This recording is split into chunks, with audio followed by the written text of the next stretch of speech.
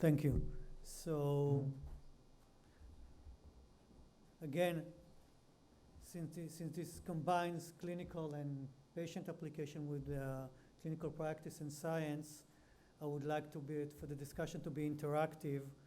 And I will begin by discussing sex-specific risk in long QT syndrome to give you some background, because again, as I said at the beginning, there are significant interactions between sex hormones, the ion channels, and the risk of life-threatening events and sudden cardiac death in long QT syndrome, and also in drug-induced long QT syndrome. And we see here the probands. The probands in our registry are people who came here before with symptoms, and then we collected data on family members. And interestingly, you see that during childhood, up until the age of adolescence, it's similar and also slightly higher risk of males being dominated the group of LQTS patients, and after adolescence, you see that the probands are being dominated by women. Again, this suggests that there's a significant interaction between hormones and the risk of events in long QT syndrome. And we see here in our registry that from birth through age 75, you see that during childhood, there's a higher risk for cardiac events in boys, and after the onset of adolescence, there's a risk reversal, an increase in the risk of cardiac events until the age of 75 in women. Any questions for now? Okay. And if we look again at the risk of life-threatening events, and this is especially in LQT2, because LQT2 is similar to what Dr. Zariba said with regard to the same ion channel affected for drug-induced long QT syndrome.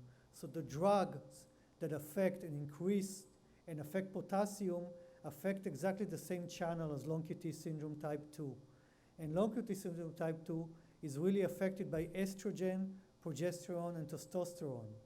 And we see that for women, there's almost no risk of life-threatening events, women with LQT2, during childhood. And after the onset of adolescence, there's a significant increase in the risk of life-threatening events, especially in women, but not in men.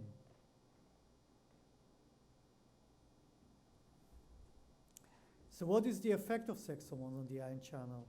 We see that especially for potassium, estrogen reduces, as I said in the beginning, potassium, because of the mutation, doesn't get out of the cell.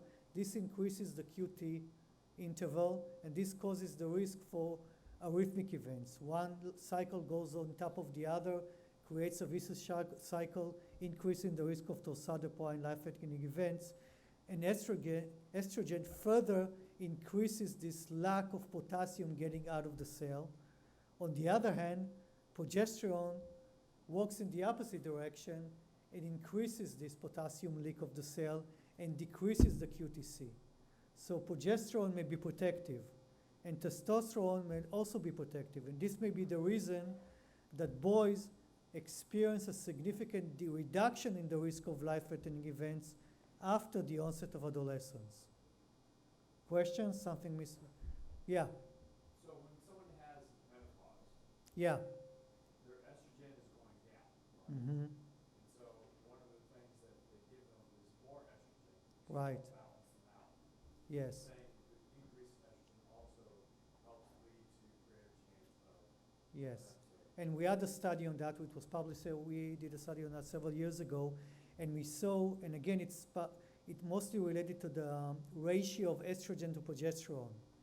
So if we give estrogen, it further increases the risk around the time of menopause. So around the time of menopause, there's a significant increase in the risk of further increase in the risk of events, especially in LQT2.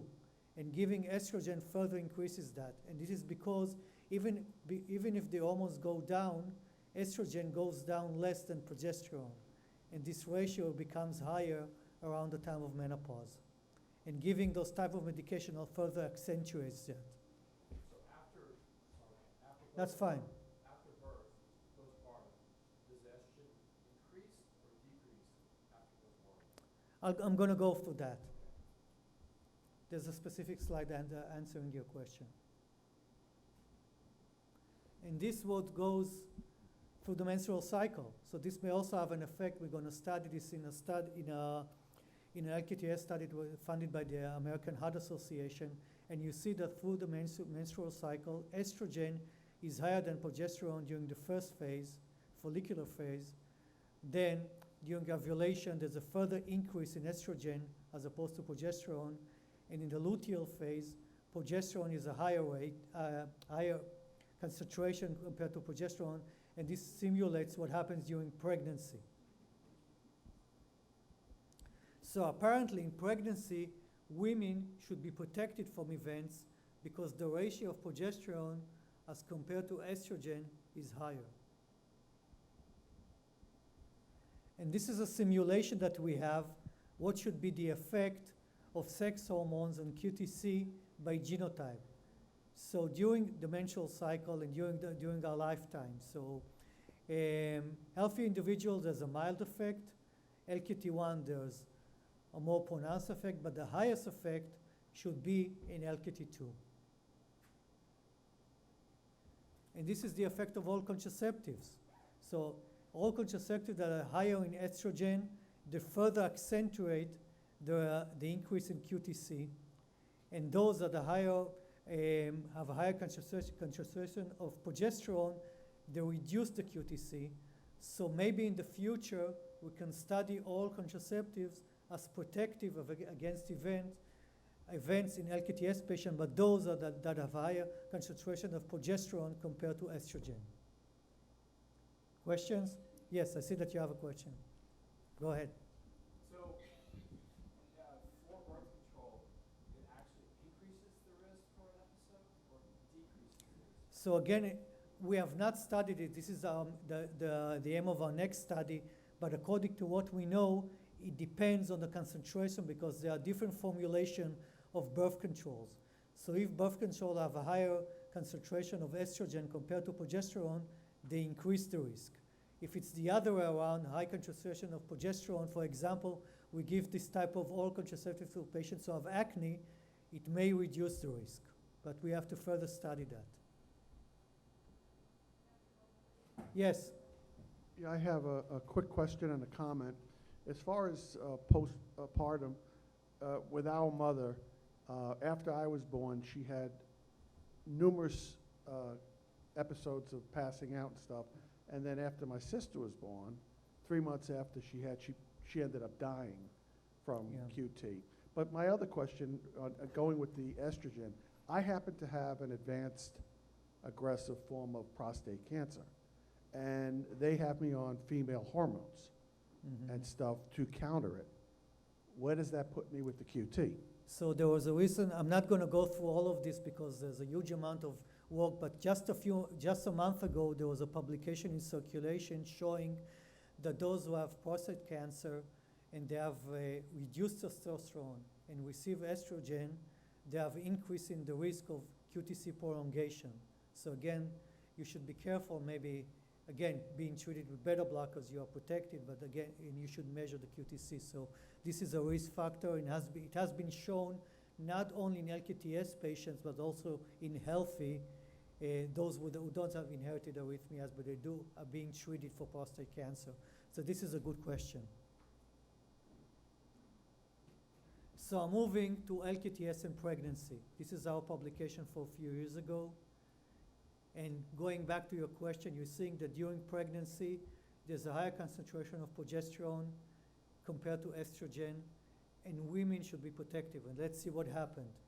But after giving birth, there's a surge of progesterone and estrogen, and progesterone goes down. And at this time point, the ratio becomes higher for estrogen compared to progesterone. And this may be a period of increase in the risk. So let's see what happens. In our population, and this is again looking at all cardiac events, and you see that your events, the data that we got from you is being dominated by syncope, passing out, as opposed to sudden cardiac death. And this is the risk of women before conception, before even being pregnant. The pre-pregnancy period, there's a reduction in the risk. And why is that?